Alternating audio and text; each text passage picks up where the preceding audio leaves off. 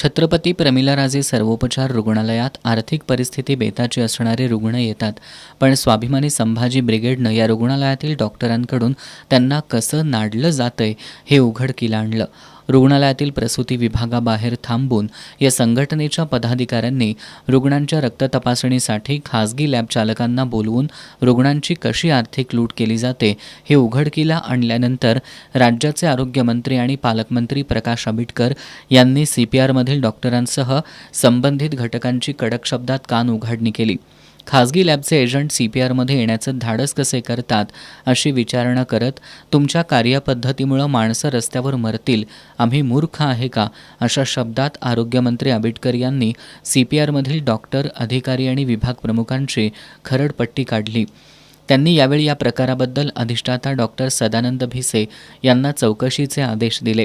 त्यानुसार अधिष्ठाता डॉक्टर भिसे यांनी मनोविकारशास्त्र विभाग प्रमुख डॉक्टर पवन खोत यांच्या अध्यक्षतेखाली वैद्यकीय अधीक्षक डॉक्टर भूषण मिरजे, औषध वैद्यकशास्त्राच्या सहयोगी प्राध्यापक डॉक्टर विद्या पाटील, शरीर विकृतीशास्त्राचे सहयोगी प्राध्यापक डॉक्टर राजेंद्र मदने यांची चौकशी समिती स्थापन केली आहे. अधिष्ठाता डॉक्टर भिसे यांनी या समितीला 7 दिवसांमध्ये चौकशी अहवाल सादर करण्याचा आदेश दिलाय.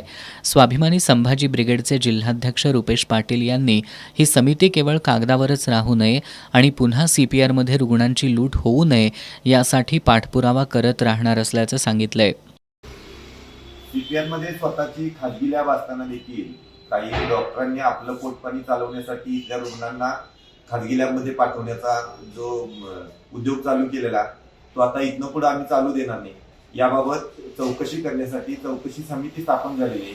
ही चौकशी समिती फक्त कागदावर काम न करता प्रत्यक्षात या समितीचं काम व्हावं आणि जे दोषी डॉक्टर असतील त्यांच्यावर कारवाई व्हावी यासाठी आम्ही पाठपुरावा करू.